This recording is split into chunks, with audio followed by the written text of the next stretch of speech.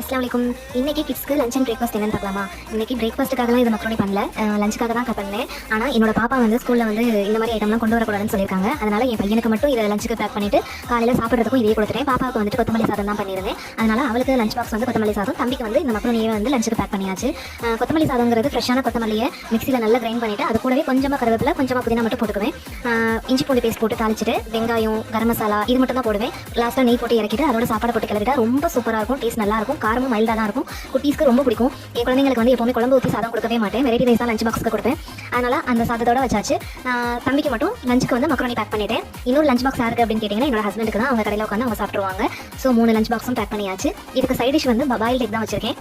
பாப்பாவுக்கு வந்து egg yoke பிடிக்காது, அதனால் வெறும் வெள்ளையோட கரு மட்டும் வச்சாச்சு. தம்பிக்கு எக் யோக் சாப்பிடுவான், அதனால் அவனுக்கு அதோட வச்சுட்டேன். ஸோ அவ்வளோதான். இந்த லஞ்ச் அண்ட் பிரேக்ஃபாஸ்ட் ரெசிபி உங்களுக்கு பிடிச்சிருக்கும் நம்புறேன். உங்கள் வீட்டில் என்ன லஞ்ச் அண்ட் பிரேக்ஃபாஸ்ட் அப்படிங்கிறத மறக்காம கமெண்ட்டில் சொல்லுங்கள். நீங்கள் பண்ணுற ஒவ்வொரு கமெண்ட்டும் எனக்கு ரொம்ப